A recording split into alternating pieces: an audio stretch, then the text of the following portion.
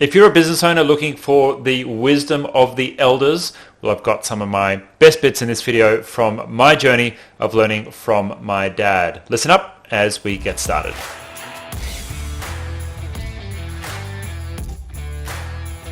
If you're new to this channel, g'day, my name is Pete Moriarty. I'm the founder of a business called itGenius, and we help small and medium-sized business owners get their technology in shape so they can grow more successful businesses, have productive teams, have more freedom in their lives, whether it be flexibility, whether it be time freedom, whether it be earning more profit, whether it be being, just being in control of your business rather than it controlling you.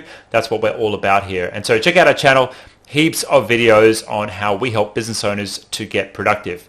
Now, I'd like to share today some of the wisdom from my dad. His name's Tim, and he is a carpenter builder. And when I was starting my businesses as a teenager in the early years, my dad gave me a lot of insight and a lot of guidance in how I shaped how I now run my businesses. Now, I didn't go to university or anything like that, and so my dad was one of my most important business teachers, because after finishing high school, I literally went straight into full-time entrepreneurship, and that's all I've ever done. I scaled up my services business and then, effectively got to the stage where in my late 20s, I was semi-retired, didn't have to work anymore, had ticked all of my income goals, and now have a life with a lot more flexibility, with time freedom, with location freedom, and everything that comes with stepping out of the rat race. Now, I want to honor my dad by sharing a couple of the important lessons that I learned from him in this video, which is a bit different to what we usually cover on this channel. But, people will often ask me, well, Pete, how did you learn to be in business? And so I'm going to share 3 tips, 3 principles from my dad, and hopefully they are useful and interesting to you. So first up, the first principle is about integrity, and how my dad expresses that is about doing the right thing. Now, it's an interesting way that my dad expressed this lesson to me when he was sharing it with me. He basically said, Pete, for you to be in business, it's important for you to do the right thing even when nobody's actually watching. And what he said to me was, if you want to be able to sleep well at night and want to be able to be comfortable, you're obviously an ambitious entrepreneur, you're growing a business, and he could see that even when I was a teenager, I wanted to make money, grow a business, have success. And what he said to me was, Pete, any action you take, anything you do, you've got to be willing to stand up in court in a witness stand and stand behind your actions. You've got to be willing to say, yes, I did this thing, and swear under oath and actually tell the truth about it.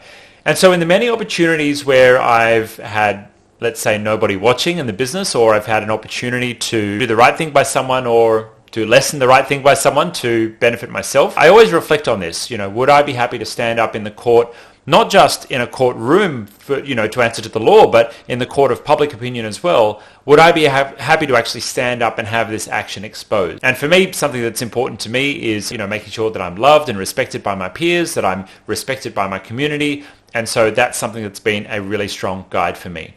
So I want to share with you an example of where this actually came into play. When I was in my early 20s running a technology consulting business, we had sold a customer a service system. So it was a storage array with a whole bunch of hard drives in there. And what the customer expected that storage array to do was different to what it was actually designed to do.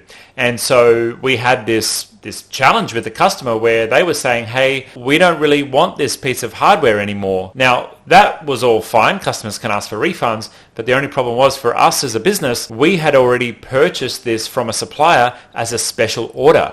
And so there was no option for us to actually return the piece of hardware to that supplier. And what that meant was that we would get stuck with this piece of hardware, and it was worth about 15,000 Australian dollars. Pretty crazy, right? And so we were in this situation where it would be very detrimental to us to accept a refund from the customer. And because it would basically put us out of pocket, we were in the position where we decided, well, it would probably be best if we just hold our ground and leave the customer to be stuck with that piece of hardware.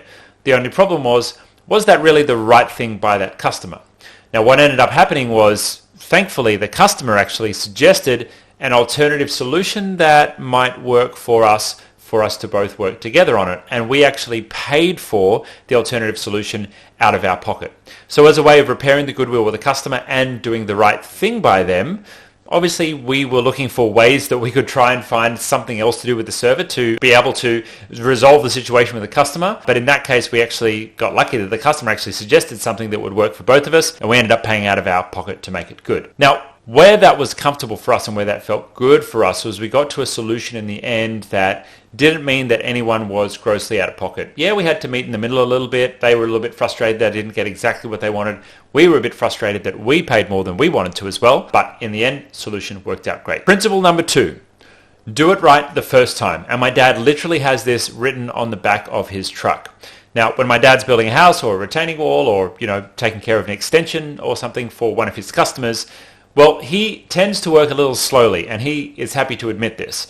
Now, what his ethos is it may be slower, it may be more expensive, but if it's done right, then you're building something that is going to last. And I don't particularly take this philosophy into how we approach working with software or working with technology or working with businesses, because I'm very much of the opinion of doing things light and simple is going to make sense over slow and expensive. Although what we do go very slow on is how we actually build our own business. And what I mean by that is we take a long time to map out our strategies. We look far into the future. We look 5 or 10 years into the future on where things are at. And we decide to make slow movements in the right direction rather than zigzagging super fast like many entrepreneurs like to do. Now, it's exciting to chase new fads, to jump onto the latest and greatest that's happening, or to look for an opportunity and jump into that gap.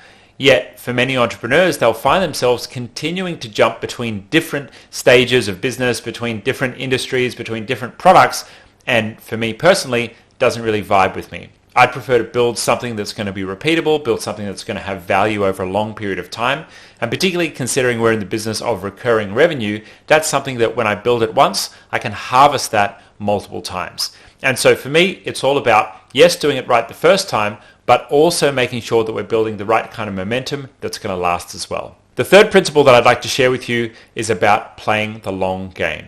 And we've had many relationships in our business where this has been very, very important to me.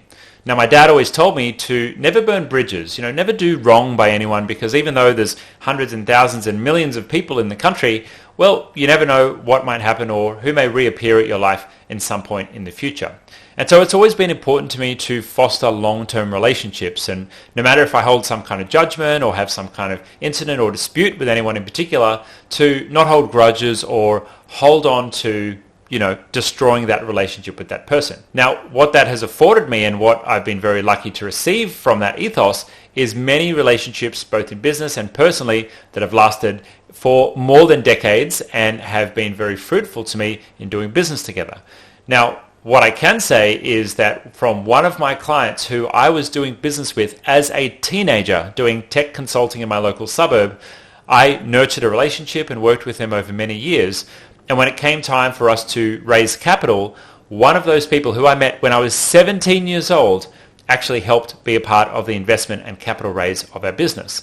And that is a massive, massive win for us as a business, and what an amazing tribute to the relationship that we had built over time. And so fostering relationships over time, playing the long game with those relationships without any particular intention or without any particular need or desire to have some kind of goal with the relationship, but just to keep good relationship with customers, with partners, with suppliers, and with those that you're doing business with, is something that is likely to reward you. Now, I've got many customers that I've been doing business with for over 10 years, and we're in business to be in the long game. I really don't fundamentally believe in the businesses where you're taking one customer in today and you don't care about them tomorrow. For me, it's all about building that long game. And we know with the products that we work with, like Google Workspace predominantly, that is an ecosystem that businesses will implement, and it may stay in the business for 5, 10, or even more years from there forward. And so everything we're building is about building that relationship and taking customers along a journey. We are failing if we have customers come in the front door of our business and then a week later or a year later are exiting out the back door. And I'm very happy to say we've got very low churn rates. Our customers stay with us for a long time. Now, this video is a little out of the ordinary for what we usually cover on this channel. If you're new here, we usually cover technology, scaling teams, scaling businesses, and everything that you need to know to make sure that your team and systems are productive so that you can build a better business, have more flexibility and more time. If you're interested in our growth roadmap, that is our roadmap for businesses going through the different stages of growth in their business and helping to educate you on what types of technology are going to be important for you as you move through the different stages of business. Now, if you're interested, head along to our channel. In the playlist section, we've got videos covering each stage of business, and it would be a good idea for you to start there. If you're already a Google Workspace customer, you might be interested in our transfer in offer. There's a link to that just down below. And what that gives you access to is our team for some basic level support. You get an amazing library of videos inside Google Classroom to train you and your team on how to get the best out of your investment in Google Workspace. And you also get access to preferential discounts on Google Workspace when they're available. Doesn't cost you anything extra. You just need to transfer your billing to itGenius. Jump on the link below if you're interested in that. And if you like this video, please subscribe, drop us a thumbs up, and we'll catch you in the next one.